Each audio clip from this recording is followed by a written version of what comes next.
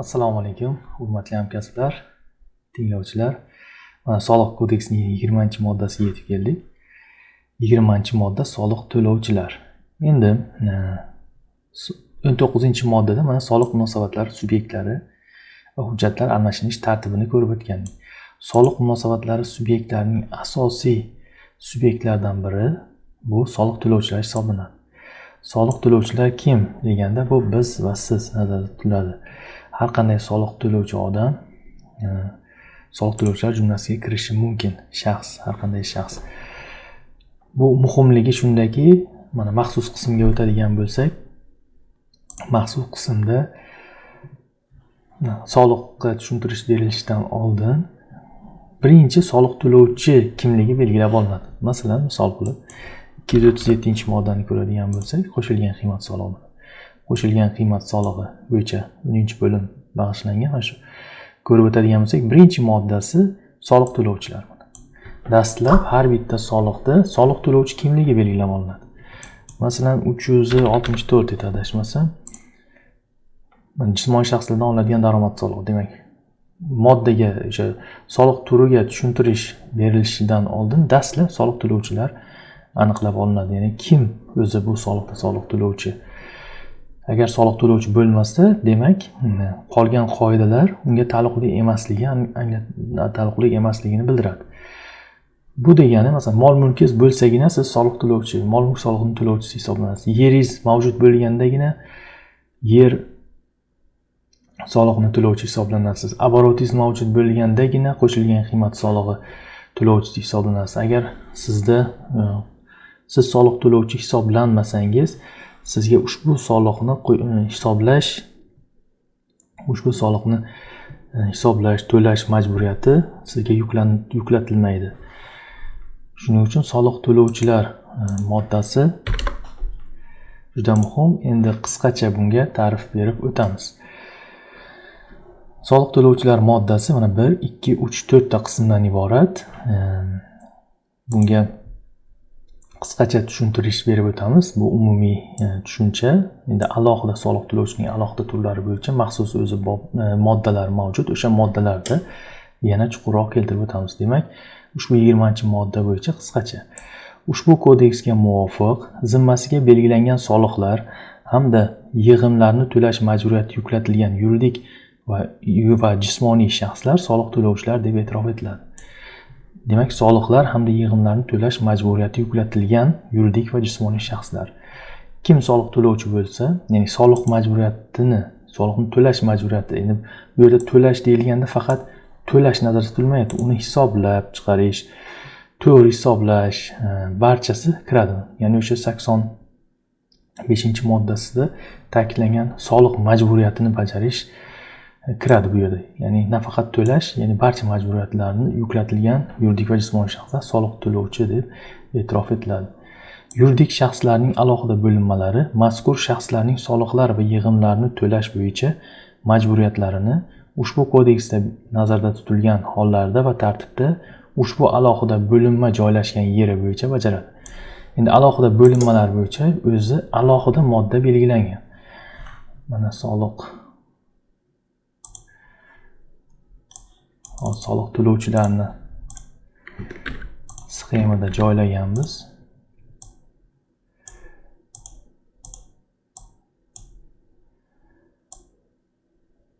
Mana soliq to'lovchilar, demak, birinchi bu jismoniy shaxslar. Soliq kodeksining 30-moddasida bu haqda yana to'liqroq tushuntirish berib o'tamiz. Jismoniy shaxslarga, shu jumladan yakka tartibdagi tadbirkorlar, soliq kodeksining 31-moddasi va o'zini o'zi band qilgan shaxslar. O'zini o'zi band qilgan shaxslar uchun alohida soliq kodeksda alohida modda ajratilmaganligi uchun o'zini o'zi band qilgan shaxslar bo'yicha aynan shu moddada biz ko'rib o'tamiz. Eng oxirida, moddaning oxirida bu haqda tushuncha berib o'tamiz. Keyingisi bu yirik soliq to'lovchilar. Mana yirik soliq to'lovchilar haqida ham alohida modda yo'q soliq kodeksida. Bu faqat mana Davlat soliq qo'mitasining 2009-yil 8-iyuldagi 2945-son qarori bilan tasdiqlangan yuridik shaxslarning yirik soliq to'lovchilar toifasiga kiritishning mezonlarini belgilash to'g'risidagi nizom bor. Mana shu nizomga asosan yirik soliq to'lovchilar tarkibi belgilangan. Buni ham shu moddada qisqacha bildirib o'tamiz, 3-qismda adashmasam. Endi 3-dan bu yuridik shaxslar va ularning alohida bo'linmalari. Soliq kodeksining 32-moddasida bunda yana batafsilroq ma'lumot berib o'tamiz. Norezidentlar bo'yicha, rezidentlar bo'yicha esa Soliq kodeksining 33-moddasida tushuntirish berib o'tamiz. Endi soliq yuridik shaxs tashkil etmagan holdagi chet el tuzilmalari bo'yicha Soliq kodeksining 35-moddasida tushuntirish berib o'tamiz. Mana shu chizmadagi keltirilganlar asosan soliq to'lovchilar mana shular. Demak, bularga alohida moddalar keltirilgan. Mana 30-chi, 31-chi, 32-chi, 33-chi, 35-chi moddalar va bu moddalarni o'sha sharhlash jarayonida bu aynan shu soliq to'lovchilarga yana to'liqroq tushuntirish berib o'tamiz. Demak, keyingi qism bu yirik soliq to'lovchilar toifasiga kiritilgan soliq to'lovchilar alohida bo'linmalarni hisobga olib, markazlashgan holda soliq hisobotini taqdim etadi va soliqlarni yig'imlarini to'laydi. Mana yirik soliq to'lovchilar atamasi paydo bo'ldi bizda 2009-yildan boshlab. Bu aynan mana shu yangi soliq kodeksi, yangi taxtay soliq kodeksi kuchga kirgandan keyin yanada ham aniqroq, ya'ni yanada ham mustahkamroq mana shu tushuncha kiritildi.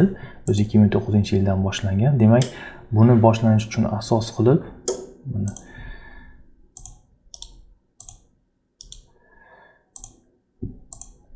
Davlat soliq qo'mitasining qarori bor. 2945-sonli.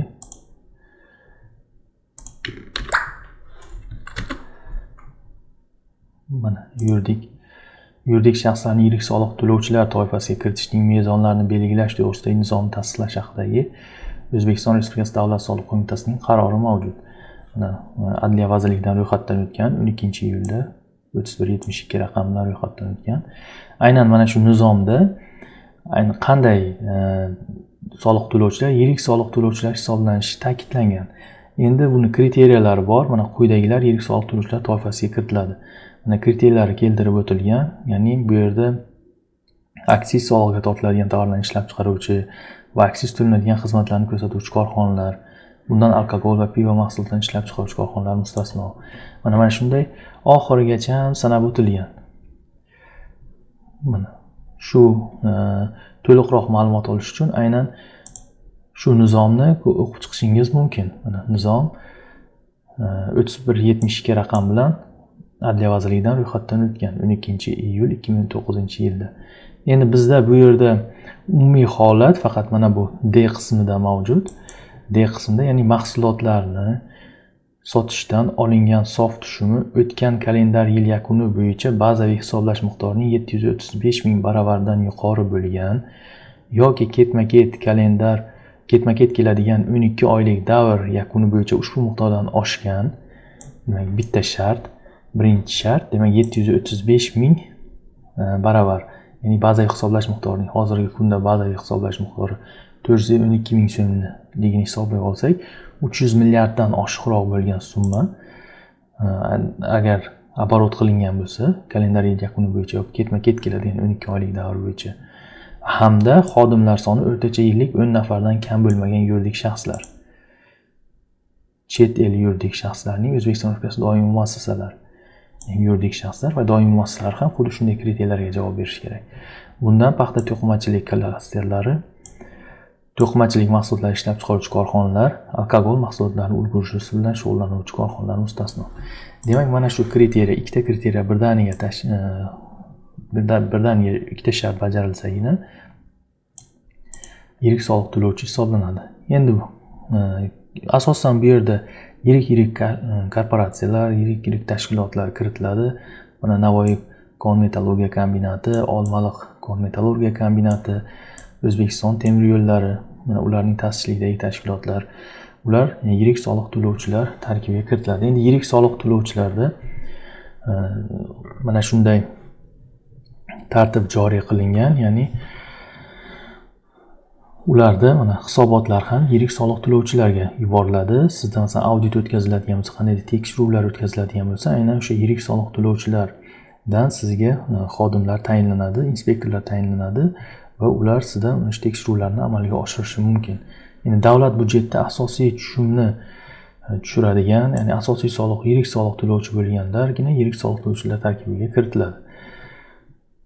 Endi u yerda yirik soliq to'lovchilarda ham to'g'risi mutaxassislar, ya'ni inspektorlari ancha malakali inspektorlar hisoblanadi. Yirik soliq to'lovchilarda bo'lish bir tomondan sizga plyus, sababi u yerda shu saralangan kadrlar bo'ladi asosan va qonunchilikdan xabardor bo'lgan kadrlar ko'pincha yirik soliq to'lovchilarda bo'lishadi. Agar muammongiz bo'lsa, qonuniy hal qilinishi ehtimoli yuqoriroq u yerda. Mana sanab o'tilgan oxirigacha. Demak, yirik soliq to'lovchilar bo'yicha yana bitta qoida bor bu yerda. Agar sizda kalendar yil yakuni bo'yicha mazkur nizomning 4-bandda ko'rsatilgan mezonlarga javob bermasa, ya'ni siz bir marta ushbu kriteriyalarga tushdingiz, lekin keyingi yilda sizda ko'rsatkichlar pasayib ketdi. Unda siz ushbu xo'jalik yurituvchi subyekt navbatdagi 3 yil mobaynida yirik soliq to'lovchilar toifasida qoladi. Demak, 3 yil sizda o'zgarmay qoladi. Shu yerda bo'lasiz. Yirik soliq to'lovchi bo'lib o'zgarmay qoladi sizda. Yana bir qoida bor. Mana yirik soliq to'lovchilar ro'yxatiga kiritilgan yoki ro'yxatdan chiqarilgan yuridik shaxslar O'zbekiston Respublikasi Soliq qo'mitasi tomonidan tegishli buyruq qabul qilingan kundan e'tiboran 5 kun ichida yozma ravishda, shu jumladan soliq to'lovchining shaxsiy kabineti orqali xabardor qilinadi. Mana shaxsiy kabinetingizda agar siz bu kriteriyalarga javob bermasangiz yoki javob berib yirik soliq to'lovchi tarkibiga kiritsangiz, sizga xabarnoma keladi. O'sha qaror qabul qilingandan boshlab 5 kun ichida. Adashmasam 2022-yilda yoppasiga juda ko'plab tashkilotlarga xabarnoma keldi va yirik soliq to'lovchilar tarkibidan chiqarildi. Mana shu ro'yxatdagi keltirilgan shartlarni bajarmagan korxonalar yoppasiga yirik soliq to'lovchilar tarkibidan chiqarildi va ancha yengillashtirib olindi. Demak, yirik soliq to'lovchilar bo'yicha shular. Endi ma'lumot uchun ularni qanchalik davlat byudjeti uchun ahamiyatni ko'rsatish uchun fiskal tahlillar degan Telegram kanalda mana shu ma'lumotni olgandik. Mana bu yerda ko'rinib turadi. Yirik soliq to'lovchilar yanvar-dekabr oylarida 2023-yil davomida 1633 ta yirik soliq to'lovchi bor. Shundan ular 97 trillion 669 milliard so'm soliq to'langan. Demak, eng birinchi o'rinda bu yerda Navoiy kon-metallurgiya kombinati turibdi. Mana yirik soliq to'lovchilar mana ko'rinib turibdiki, summalardan asosiy davlat byudjetini ta'minlaydigan tashkilotlar ana yirik soliq to'lovchilarga taalluqli. O'sha inspeksiya tarkibida bo'ladi. Xo'sh, keyingi qismi ushbu moddani, demak, ushbu kodeksda nazarda tutilgan hollarda yuridik shaxs tashkil etmagan holdagi chet el tuzilmalari soliq to'lovchilar deb e'tirof etiladi. Yuridik shaxs tashkil etmagan holdagi chet el tuzilmalarini mana sxemada ta'kidlaganimizdek, soliq kodeksining 35-moddasi sharhida yana batafsilroq ko'rib o'tamiz. Qanday bo'ladi, qanday holatlarda yuridik shaxs tashkil etmagan chet el tuzilmalari mavjud bo'lishini va aniq misollarda keltirib o'tamiz. Endi mana soliq to'lovchilar bo'yicha qisqacha ta'kidlab o'tdik kimlar ekanligini va o'sha soliq kodeksining o'zida ayrim soliq to'lovchilarga alohida moddalar ajratilgan. Mana jismoniy shaxs uchun, YTTlar uchun yoki yuridik shaxslar uchun yoki yuridik shaxs tashkil etmagan holdagi chet el tuzilmalari uchun, rezident, norezidentlar uchun alohida moddalar bor. Hozirgi kunda juda ko'p muzokaralarga sabab bo'layotgan bitta soliq to'lovchi turi bor. Bu o'zini o'zi band qilgan shaxslar. O'zini o'zi band qilgan shaxslar bo'yicha soliq kodeksida alohida modda yo'q. Shuning uchun xuddi shu soliq to'lovchilar moddasida o'zini o'zi band qilgan shaxslarga ham qisqacha tushuntirish berib o'tishga qaror qildik. O'zini o'zi band qilgan shaxslar o'zi nima? Birinchi uni tushunchasini tushunib olish kerak. O'zini o'zi band qilgan shaxslar 2020 yil 23 dekabrda qabul qilingan 806-son Vazirlar Mahkamasining qarori mavjud va ushbu qaror bilan o'zini o'zi band qilgan shaxs sifatida faoliyatni amalga oshirish tartibi to'g'risidagi nizom tasdiqlangan. O'zini o'zi band qilgan shaxs o'zi mehnat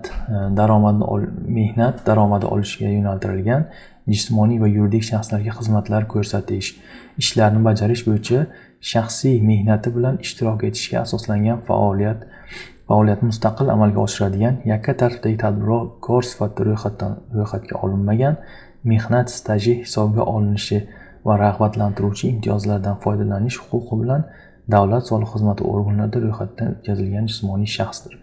Mana shunday ta'rif berish mumkin. Ya'ni o'zini o'zi qandaydir faoliyat turi bilan band qilsa va uning natijasida mehnat stajiga ega bo'lish o'zini o'zi band qilgan shaxs hisoblanadi.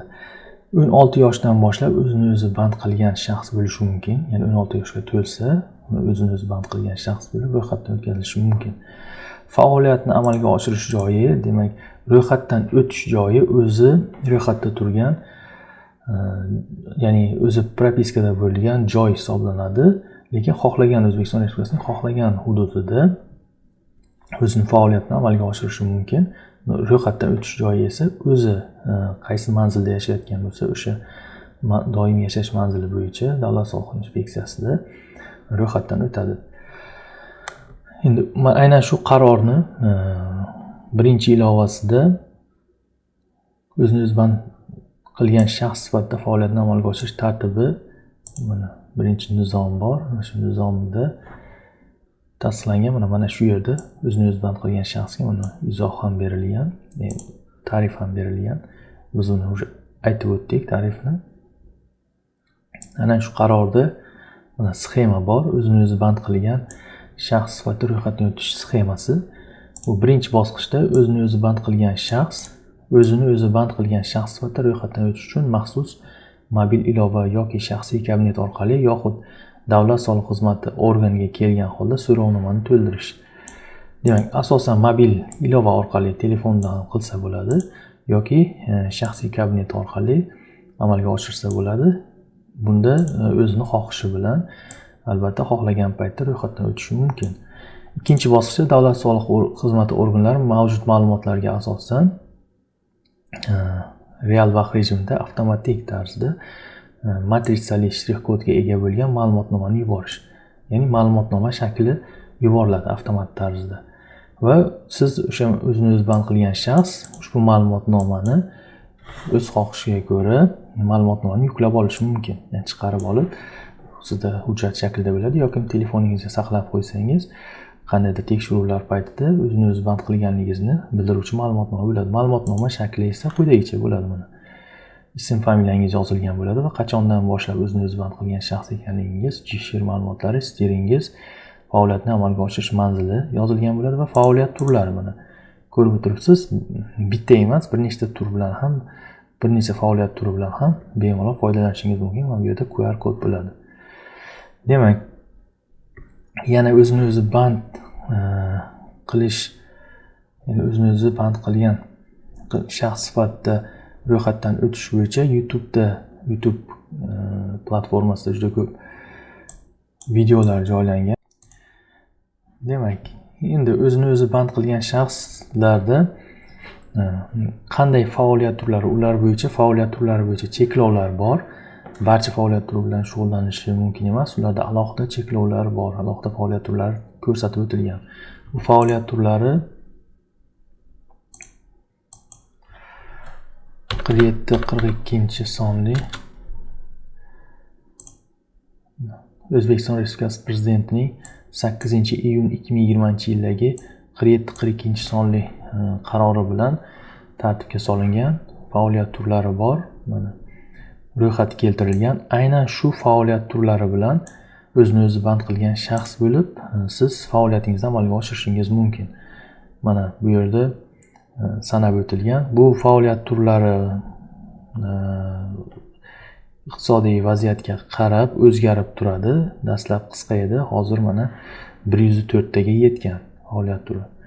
Yengil transport vositasida yo'lovchilarni shahar va shahar atrofi shaharlararo tashish litsenziya varaqasi bo'lganda mana faoliyat turi tarkibi o'zgartirishlar kiritilib mana yangilanib borilaveradi. Siz agar o'zini-o'zi band qilgan shaxs sifatida ro'yxatdan o'tmoqchi bo'lsangiz, aynan shu prezident qarori 47-42-qarorni ochishingiz va ochib bo'lib faoliyat turlariga qarashingiz kerak bo'ladi. Qaysi biri bilan amalga oshirmoqchi bo'lsangiz, o'sha faoliyat turini tanlaysiz. Birdaniga bir nechta faoliyat turini ham tanlash mumkin, chunki bir-biriga xalaqit bermagan holda bir nechta faoliyat turi bilan shug'ullanish mumkin.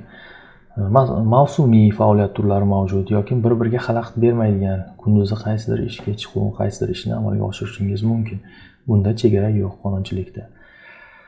Lekin shunisiga e'tibor qilingki, aynan shu faoliyat turlari bilan ro'yxatdan o'tishingiz mumkin faqat o'zini-o'zi band qilgan shaxs sifatida. Qolgan holatlarda ro'yxatdan o'tish boshqa mana shu yerda keltirilgan faoliyatdan boshqa faoliyatni amalga oshirish uchun o'zini-o'zi band qilgan shaxs qila olmaysiz. Demak, keyingi ma'lumot bu yerda o'zini-o'zi band qilgan shaxslar o'zlarini xizmatlarini qanday amalga oshirishadi degan savolga, demak, o'zini-o'zi band qilgan shaxslar yuridik shaxslar bilan faoliyatni amalga oshiradigan bo'lishsa, fuqarolik huquqiy tusidagi shartnoma qilishadi. O'sha qaysidir ishlarni bajarish bo'yicha fuqarolik huquqiy tusidagi shartnoma imzolanadi va aynan o'sha shartnomaga asosan faoliyatni amalga oshirishadi. Unda 100 milliardgacha bo'lgan oboroti uchun hech qanday soliq to'lanmaydi. Jismoniy shaxsdan olinadigan daromad solig'i hisoblanmaydi.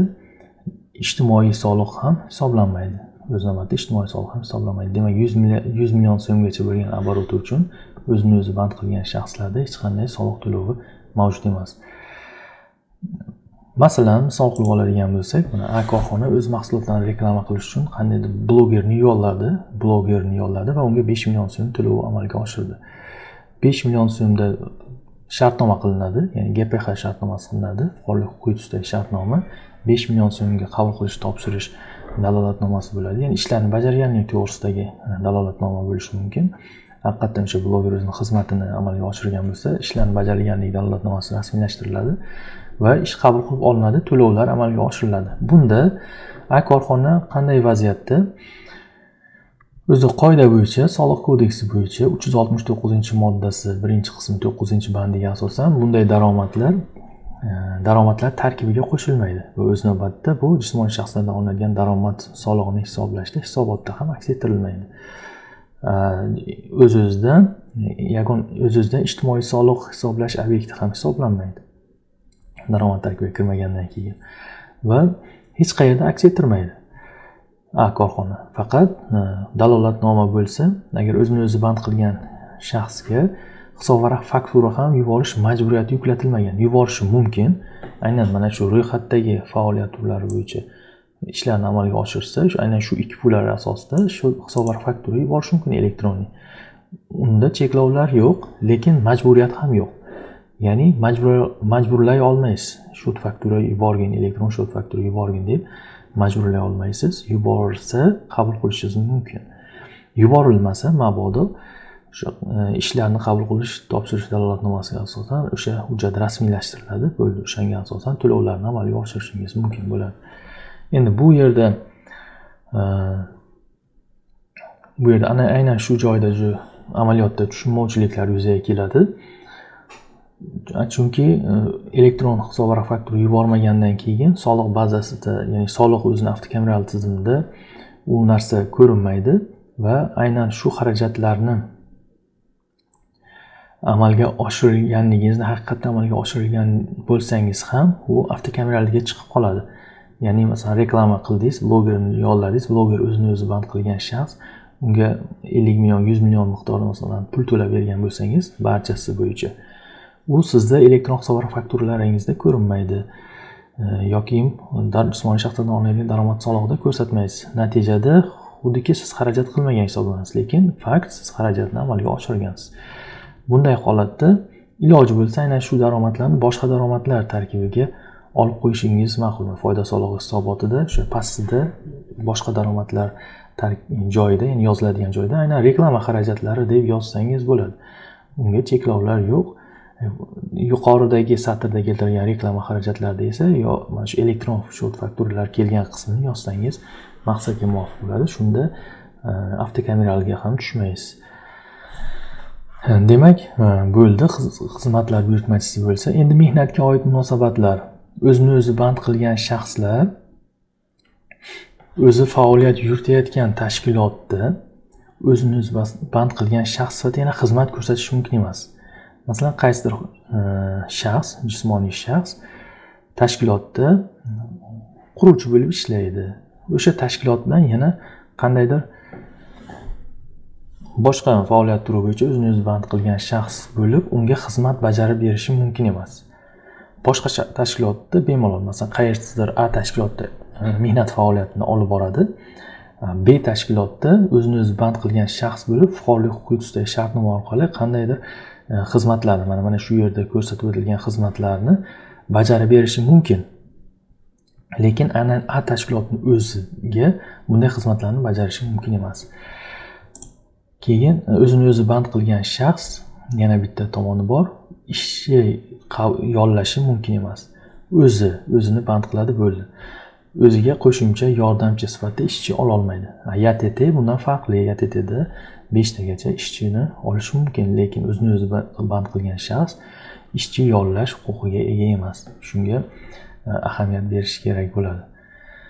Endi o'zini o'zi band qilgan shaxsni aylanmasi, yillik aylanmasi 100 million so'mdan oshsa, u aylamadan olinadigan soliqqa o'tadi va xuddi YTT kabi soliq to'lash tizimiga o'tadi. Ya'ni aylamadan dastlab o'sha aylamadan olinadigan soliq, keyinchalik esa 1 milliarddan oshib ketsa, qo'shilgan qiymat solig'i va foyda solig'i to'lashi ham mumkin YTTlar. Endi ijtimoiy soliq bo'yicha o'zini o'zi band qilgan shaxslar yiliga bazaviy hisoblash miqdorining 1 baravaridan kam bo'lmagan miqdorda ijtimoiy soliq to'lashi kerak. Bu faqat staj ketish uchun. To'lamasligi ham mumkin. Bu yerda so'raydi. Ro'yxatdan ketgan paytda ijtimoiy soliq to'laysanmi deb so'raydi. Shu to'laysan ha degan joyiga agar belgi qo'ysangiz, unda siz ijtimoiy soliqni bazaviy hisoblash miqdorini 1 baravar miqdorda to'lashingiz kerak. Hozirda 412 ming so'm yillik to'lov. Agar to'lasangiz 1 yillik mehnat stajiga ega bo'lasiz. To'lamasligingiz ham mumkin. To'lamasangiz mehnat stajiga ega bo'lmaysiz. Lekin faoliyatni yuritishingiz mumkin. Chet ellik fuqarolar o'zini o'zi band qilgan shaxs bo'lishi mumkinmi? Chet ellik fuqarolar o'zini o'zi band qilgan shaxs bo'la olmaydi. Ular bu o'zini o'zi band qilgan shaxs mehnat faoliyati hisoblanadi. Mehnatga oid munosabatlar, mehnat kodeksi va O'zbekiston Respublikasining qonuni bor, 642-sonli qonun. Aynan o'sha qonunlar asosida amalga oshiriladi.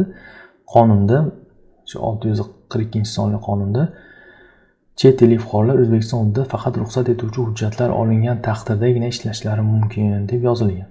O'zini o'zi band qilgan shaxsda ish beruvchi mavjud emasligi bois ish beruvchi yo'q. O'z-o'zidan ruxsat etish hujjatlari yo'q, ya'ni uning o'zi ruxsatnomani olishi mumkin emas.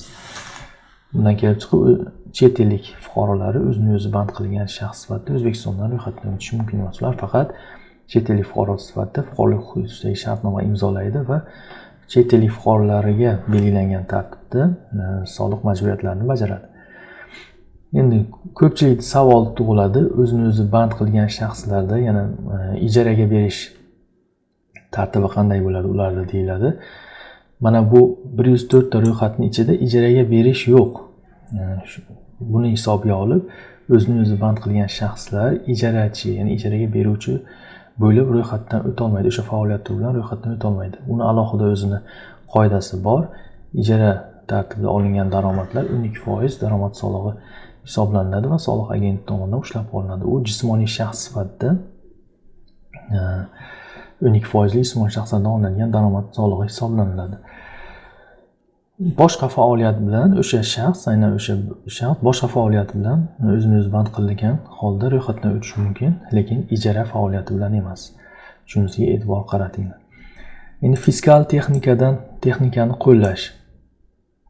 Fiskal texnika, ya'ni nazorat kassa mashinasi, plastik kartalar yordamida hisob-kitoblar uchun to'lov terminallaridan foydalanish qanday bo'ladi? Alohida mana nizomning mana 806-nizom edi adashmasam, 20-moddasida, 20-bandda o'zini o'zi band qilgan shaxslar qonunchilik hujjatlarida belgilangan tartibda nazorat kassa texnikasi va bank plastik kartochkalari orqali hisob-kitoblar bo'yicha to'lov terminallaridan foydalanadi hamda tijorat banklarida hisobvaraqlarni ochishi mumkinligi ta'kidlab o'tilgan. Demak, ularga cheklov yo'q. Ular nazorat kassa texnikasidan ham, terminallardan ham foydalanishi mumkin. To'lov terminallaridan va tijorat banklarida hisobvaraqlarni ham ochishi mumkin. Lekin buni ochish tartibi qandayligi alohida o'zini o'zi band qilgan shaxs uchun belgilanmagan. Demak, umumiy holda borib xuddi YTTlar kabi nazorat kassa texnikasidan yoki terminallardan foydalanishi mumkin. Endi hozirda dastlab o'zini o'zi band qilgan shaxs sifatida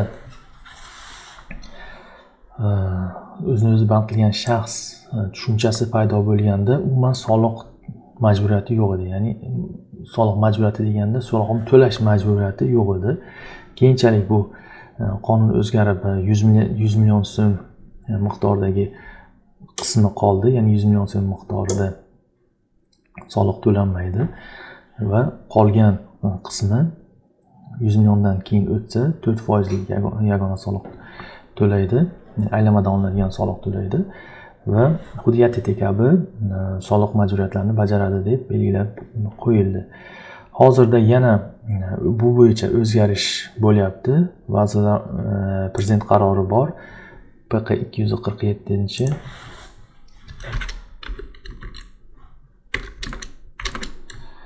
PQ 247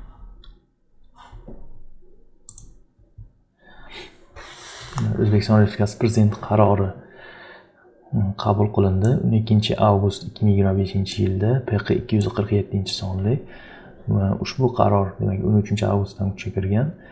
Demak, qaror mazmuni yakka tartibdagi tadbirkorlar hamda o'zini o'zi band qilgan shaxslar uchun qulay sharoit yaratish chora-tadbirlari to'g'risida. Demak, qarorni o'qib chiqsangiz, qarorda ta'kidlanyaptiki,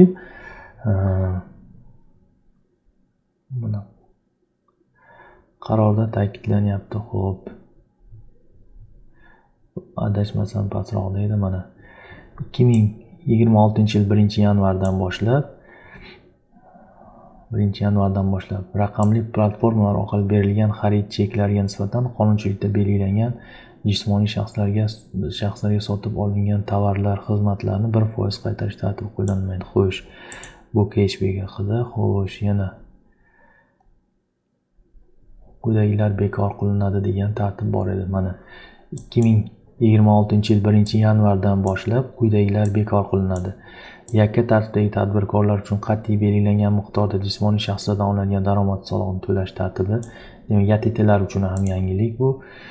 Qat'iy belgilangan soliq bekor qilinadi va ikkinchidan soliq davrida tovarlarni realizatsiya qilishdan daromadi 100 million so'mdan oshmagan o'zini o'zi band qilgan shaxslarni aylamadan olinadigan soliq to'lashdan ozod etish tartibi. Ya'ni endi o'sha 100 millionlik parok ham bekor qilinadi. 100 milliongacha ular o'zini o'zi band qilgan shaxslar soliq to'lamasdi. Mana shu prezident qarori 207-PQ 247 qarorga asosan endi aynan o'sha оборотlardan ham, o'sha aylamalardan ham soliq to'laydi. Faqat soliqda pasaytirilgan stavka belgilanyapti. Ularda pasaytirilgan stavka. Yakka tartibdagi tadbirkorlar, o'zini o'zi band qilgan shaxslar soliq hisobotlari va boshqa ma'lumotlarni to'g'ri shakllantirish hamda o'z muddatida soliq organlariga taqdim etilishi, soliqlarning to'lanishi yuzasidan javobgarlik to'lov tashkiloti zimmasiga yuklatiladi. Buni hozir tushuntirib o'tamiz. Hozir foiz bo'yicha aytmoqchi edik. Foizlar mana 1%. Yillik aylanmasi 1 milliardgacha bo'lgan yakka tartibdagi tadbirkorlar va o'zini o'zi band qilgan shaxslar uchun aylanmadan olinadigan soliq stavkasi 1% miqdorida belgilanadi. Demak, mana 100 milliongacha bo'lgan qismda umuman soliq to'lanmasdan oldin bu narsa bekor bo'ldi. soliq to'lanadi. Endi xuddi YTT kabi o'zini o'zi band qilgan shaxs ham o'sha 1 so'mdan boshlab soliqni to'lashni boshlaydi. Mana shu maxsus tizim doirasida. Endi 1 milliardgacha oboroti bo'lsa, 1 milliardgacha aylanmasi uchun 1% miqdorida soliq belgilanadi. Demak, 1 so'mdan boshlab 1 milliardgacha oborotni aylanmani amalga oshirsa, 1% miqdorida soliq to'lanadi. Endi maxsus huquqiy rejim doirasida, ya'ni maxsus rejim joriy qilinadi, aynan YTT va o'zini o'zi band qilgan shaxslar uchun.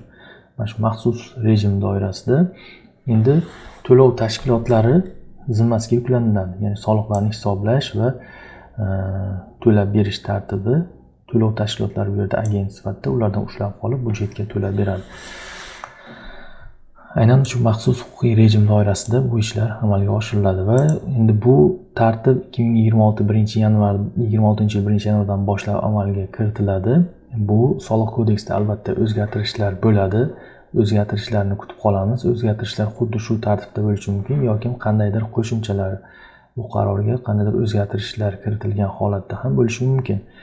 Lekin tayyor turish kerak. Demak, 100 million so'mlik oradagi soliq to'lanmaydigan holati hozir bekor qilinadi keyingi yildan boshlab va 1% miqdorida aylamadan olinadigan soliq to'lovchisi bo'ladi. Yana bu yerda maxsus rejim tartibi qanday joriy qilinishi, maxsus rejim o'zi qanday ishlashi, ro'yxatdan o'tish qanday bo'lishi haqida qisqacha yana fikrlar bildirilgan, lekin bu prezident qaroriga asosan albatta Vazirlar Mahkamasining nizomi chiqadi va o'sha nizomda yana to'liq sxema tarzida bu qarorning ijrosi qanday amalga oshirilishi sxemalarda ko'rsatiladi va o'sha nizom qabul qilinganda yana tushuntirishlarni qo'shimcha berib o'tamiz. Demak, PQ 247 bo'yicha shular. Endi hozirgi kunga kelib juda ko'plab korxonalarni bezovta qilgan, soliq to'lovchilarni bezovta qilgan holat mavjud. Ya'ni bu holat PQ Vazirlar Mahkamasining 200-sonli qarori. Hozir u qarorni ham ochib o'qiymiz.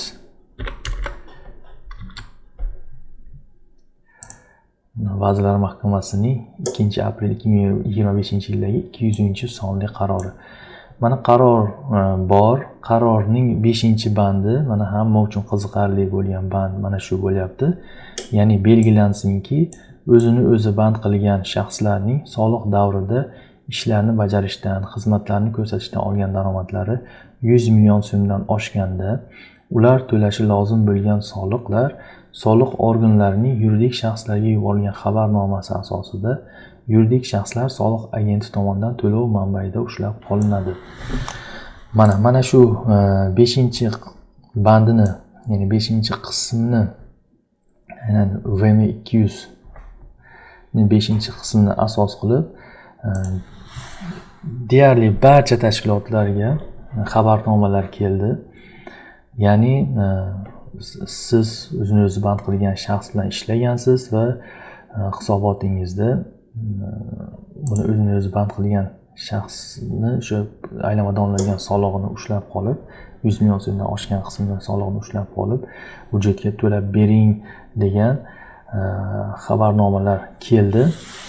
Endi bu juda ko'p muhokamalarga sabab bo'ldi.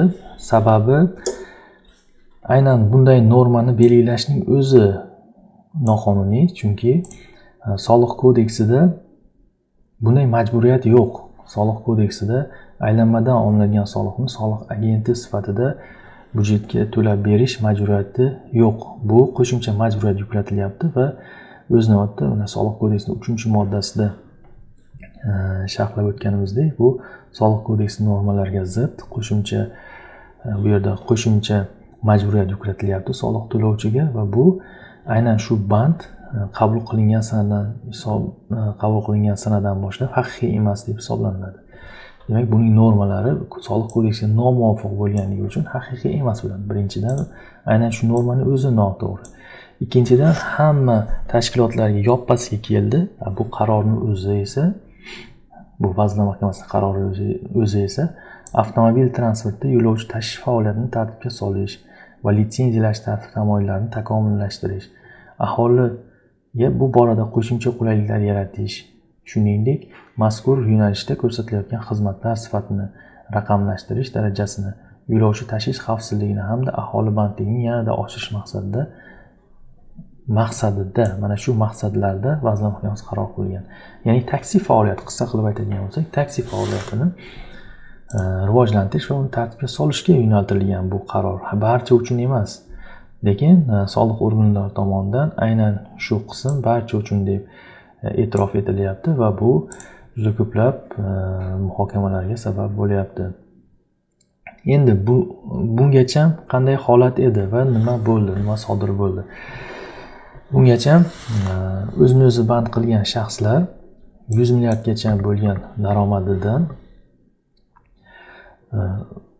hech qanday hisobot topshirmasdi, soliqlarni to'lamasdi. 100 milliarddan oshgan qism bo'yicha o'zi mustaqil ravishda may uch soliqni, mana shu yerdan kirsangiz, shu may soliqqa kirib ketadi va soliq turini o'zi tanlab topshirardi. 100 million so'mgacha miqdorni chegarish uchun mana aylamadan olingan soliqqa avtomatlashtirilgan holatda o'zgartirish kiritish bo'yicha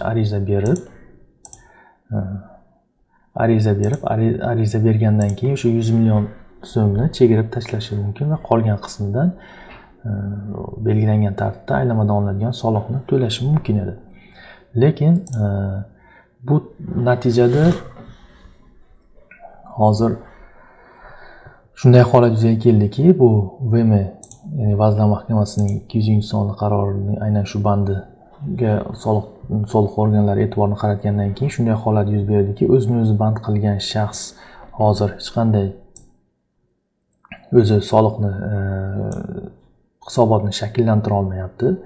Ya'ni shakllantirsa, unda aynan masalan aprel oyigacha normal holatda kelyapti-yu, aprel oyi uchun shakllantiradigan bo'lsa, aprel oyidagi qismini u soliq kim daromad manbaida ushlab qolgan yuridik shaxs deb o'sha qismini chegarib tashlayapti. Ya'ni o'sha qismni hisobga olmayapti. Ya'ni aprel oyigacha yanvar, fevral, mart oylarida bo'ldi. Aprel oyi endi bu og'irlashtiruvchi holat deb e'tirof etilib, soliq organlari 3 oy period berishdi. Aprel, may, iyunga, keyin iyuldan boshlandi barchasi. Iyul oyigacha mana 6 oylik, yanvardan iyun oyigacha bo'lgan daromadi keling 300 million deylik. 300 million deylik, keyingi oyda 50 million daromad qildi deylik. Endi 350 milliondan o'zi umumiy holatda aylamadan olinadigan soliq hisoblanishi kerak edi. Lekin 300 milliondan soliq hisoblanyapti. Natijada 50 million daromadining soliq summasi hisoblanmayapti va kamayishga deb ko'rsatilyapti. Hozir aniq misol menda o'zimda bo'lmaganligi uchun ko'rsata olmayapman, lekin xuddi shunday holat bo'lyapti. Ya'ni 6 oylik 300 million so'm turibdi daromadi, 50 million so'm iyul oyida daromad qilgan, iyul oyida hisoblangan soliq summasi to'lovga chiqmayapti. O'sha 6 oylik to'lov ketyapti. Bu yerda programma shuni ta'kidlayaptiki, sani nomingdan yuridik shaxs to'lov manbaida daromadingni ushlab qoldi. Bo'ldi, endi bu yoqqa sen hisobot topshirmaysan. Yuridik shaxs sani nomingdan hisobot topshiradi. Endi yuridik shaxsni biror bir kabinetga kirib ko'ramiz. Hozir shu hisobot shaklini ko'rsataman. Xo'p. Elektron shakllariga kirsangiz, mana boshqalarda mana shu paket qo'shib qo'yildi. Ya'ni o'zini o'zi band qilganlar soliq agentlari tomonidan to'lanadigan aylamadan olinadigan soliq mana shu shakl kiritib qo'yildi. Ya'ni sistema nima deyapti? Agar siz o'zini o'zi band qilgan shaxs bilan ishlagan bo'lsangiz, mana shu hisobot topshir deyapti. O'zini o'zi band qilgan shaxsga esa bo'ldi, sen endi hisobot topshirmaysan deb o'sha topshirgan hisobotidagi olgan daromadidan soliqni hisoblamayapti, chegarib tashlayapti. Xuddiki agent san uchun yuborib qo'ydi hisobot deganday ma'noda aynan iyul oyi, avgust oyi, sentyabr oylarida mana oktyabr oyi endi topshiriladi. Iyul, avgust, sentyabr oylarida o'zini o'zi band qilgan shaxslar hisoblangan soliqlarni to'lamaslik va hisobotda aks ettirilmaslik holatlari yuzaga kelyapti. O'z navbatda soliq agentlari sifatida o'sha daromad manbaidagi daromadni to'lagan yuridik shaxslar soliq agenti sifatida ushbu hisobotni topshirishiga ham ikkilanyapti. Chunki topshirish holati soliq kodeksida belgilanmagan. Topshirsa o'zi qonun buzilgan hisoblanadi. Topshirmasa o'zini o'zi band qilgan shaxs o'zi hisobotda uni aks ettira olmayapti va topshira olmayapti. Natijada mana shu 3 oylik holatda soliq hisoblanmay qolyapti. Soliq organlari esa xabarnomaga borib soliqni topshir degan ma'noda, mazmunda xabarnomalar kelyapti. Albatta bu holat vaqtincha tartibga solinadi albatta, lekin shunday holat mavjud. Hozirda sal o'zini o'zi band qilgan shaxslar bilan ozgina muammolar bor. Mana shu tizim bo'yicha, lekin qonun bo'yicha oladigan bo'lsak, hozircha bu Vazirlar Mahkamasining 200-sonli qarorini bunday tatbiq qilish, bunday traktovka qilishlar qonunga zid. Shuning uchun yuridik shaxslarga, ya'ni soliq agentlari bo'yicha soliq agenti sifatida, ya'ni daromad manbaida to'lovni amalga oshiriladigan yuridik shaxslarga maslahatim, o'zimning shaxsiy fikrim, ular bu aynan bu soliq turini topshirmasligi kerak. Chunki soliq kodeksida keltirilmagan, topshirsa qonunga zid harakatni amalga oshirgan hisoblanadi. Endi o'zini o'zi band qilgan shaxslarga maslahatim esa hisobotni topshirishi kerak. O'zi o'sha belgilangan tartibda har doim topshirib keladigan hisobotni topshirishi kerak. Hisobotni topshirganda to'lovga chiqmaydi, lekin u yerda ko'rinib turadi summa. O'sha summani to'lab qo'yish kerak. Ya'ni daromad oldingiz siz baribir to'lovni, solig'ini to'lab qo'yishingiz kerak. Va shunda siz soliqdan qochmagan hisoblanasiz, soliqni to'lagan hisoblanasiz va bu barcha mana shu hozir noqulayliklar, texnik nosozliklar tugagandan keyin, aniq bir yechim, qonuniy yechim topilgandan keyin unda siz soliqni to'lagan hisoblanasiz baribir va hisobotlaringizni qayta hisobot shaklida perashot berganingizda joyiga tushib ketadi hammasi. Shuning uchun bunday holatlarda e'tiborli bo'lib, qonuniy yo'l tutsa maqsadga muvofiq bo'ladi. Soliq organining xatiga esa mana shu Soliq kodeksining 369-moddasini, ikkinchi qismini va shu birinchi qism 9-bandini misol qilib, Soliq kodeksining 3-moddasi bo'yicha bu normalar haqiqiy emasligini ta'kidlab, javob xati yozib qo'ysangiz o'sha xabarnomaga o'zingizni mana shunaqa har xil holatlardan sug'urtalagan bo'lasiz va sizga hech qanday qo'shimcha soliq majburiyatlari yuklatilmaydi. Demak, bu holat, mana shu chigal holat bo'yicha qisqacha o'zimning fikrimni bildirib o'tdim. Endi men tushunishim bo'yicha shunday qilinishi kerak. Endi mutaxassislar har xil fikr bildiryapti. Qaysidir mutaxassis albatta to'lov manbaida soliqni to'lash kerak deyilyapti. Endi qonuniy olib o'zimning fikrim bo'yicha shu yuqorida aytib o'tgan fikrimda qolaman. Mana shunday holat. Endi agar 1 milliarddan oshsa, yatitilarning o'sha o'zini o'zi band qilgan shaxslarning aylanmalari 1 milliarddan oshsa, unda o'sha qo'shilgan qiymat solig'i va foyda solig'ini to'lashga o'tadi. Endi daromadlarni aniqlash tartibi bo'yicha ham o'zini o'zi band qilgan shaxslarda ozgina muammolar bor.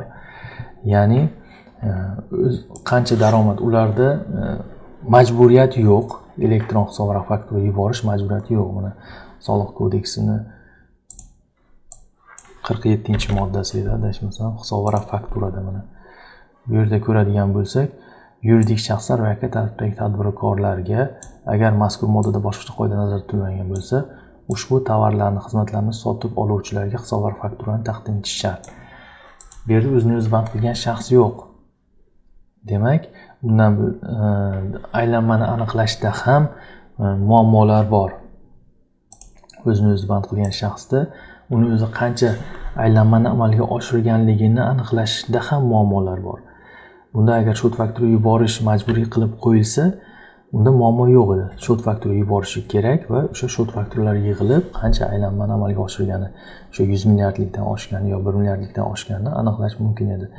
Hozir uni aniqlashda ham muammolar yuzaga kelganligi uchun o'sha soliq organlari yana soliq to'lovchilarga, ya'ni agentlarga murojaat qilib, xabarnoma tariqasida ular o'sha o'zini o'zi band qilgan shaxslarga to'lagan daromadlaringizni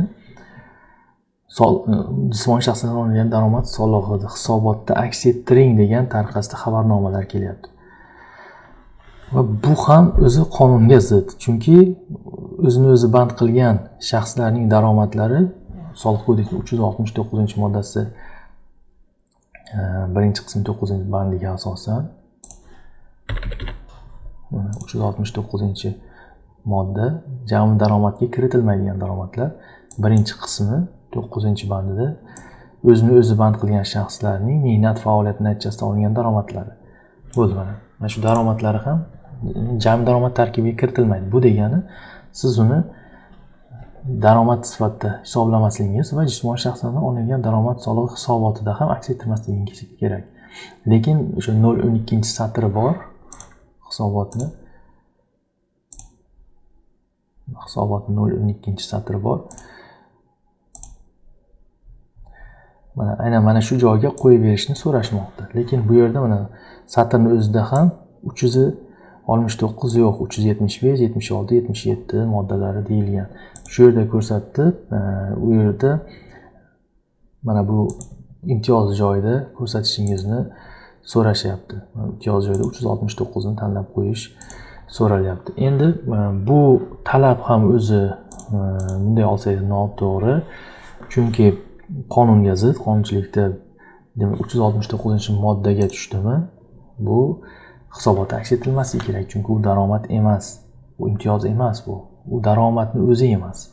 Shuning uchun bu xabarnomaga ham aynan shunday xabarnoma kelgan bo'lsa sizga, mana shu 369-moddasini birinchi qismi 9-bandini asos qilib bu daromad sifatida e'tirof etilmasligini va shu sababli bu jismoniy shaxslardan olingan daromad solig'i hisob-kitobida, aynan mana shu hisob-kitobda, ijtimoiy soliq hisob-kitobida aks ettirilmasligini bildirib, xabarnomaga javob xati yozsangiz, unda soliq organlariga xabarnomasiga qonuniy yo'l tutgan hisoblanasiz va hisobotda ko'rsatish majburiyatiga ega. Demak, yuqoridagilardan ko'rinib turibdiki, o'zini o'zi band qilgan shaxslar bo'yicha hali soliq solish tizimi mukammallashtirilmagan. Endi bu hozir mukammallashtirish bosqichida xudo xolasa bunday kamchiliklar bartaraf etilib, keyingi yilda yana yangi normalar qabul qilinyapti. Mana shu 1% ga o'tilishi, aylamadan olinadigan soliqqa o'tilishi, bular barchasi mukammallashi, mana shu texnik holatlar ham bartaraf etilsa maqsadga muvofiq bo'lardi. Qolgan soliq to'lovchilarining turlari bo'yicha o'sha soliq kodeksining tegishli moddalarida ko'rib o'tamiz. Rahmat e'tiboringiz uchun.